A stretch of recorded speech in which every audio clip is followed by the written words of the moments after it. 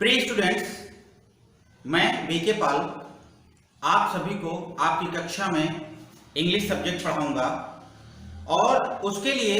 सबसे पहले आपको ये जानना बहुत ज़रूरी है कि आपके लिए इंग्लिश जो एक विषय है आपके क्लास में, उसमें कौन सी बुक में आपको कितने लेसन और कौन कौन से टॉपिक पढ़ने हैं। तो सबसे पहले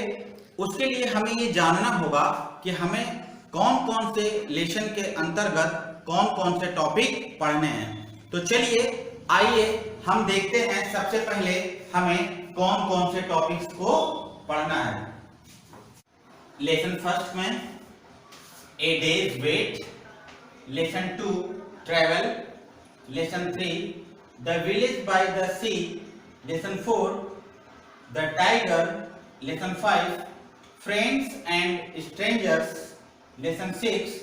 the incident of the French camp, lesson 7 by courier, lesson 8 common cold, lesson 9 the red signal, lesson 10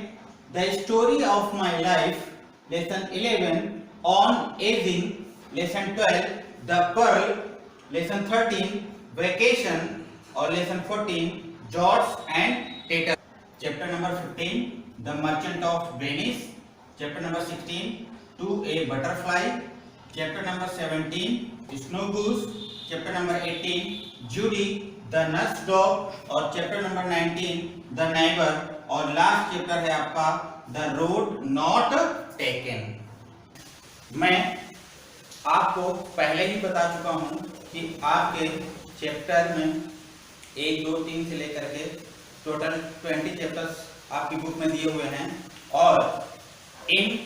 20 chapters से एक एक चैप्टर का मैं पीडीएफ के रूप में आपको आपका लेसन आप तक पहुंचाऊंगा और आप उस लेसन को ठीक तरीके से पढ़ते हुए उसको समझिएगा और उसकी एक्सरसाइजेस, क्वेश्चन आंसर्स और वर्ड मीनिंग अपनी फेयर नोटबुक में लिखिएगा। आप लोगों को एक नोटबुक बनानी होगी और वो नोटबुक आपको कुछ फेयर बनानी होगी इस तरह से। और इस नोटबुक के अंदर आपको सबसे पहले उस लेसन का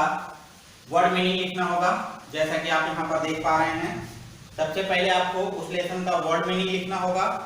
फिर वर्ड मीनिंग लिखने के बाद आपको उस लेसन का जो भी क्वेश्चन आंसर है वो क्वेश्चन आंसर, उसके बाद उसकी exercise fill in the blanks और मैचिंग वर्ड और ट्रू फॉल्स, वो आपको अपनी कॉपी पे लिखना होगा। तो इस तरीके से आपको फेयर कॉपी बनाना है और जो भी लेसन का पीडीएफ आप लोगों को दिया जाएगा,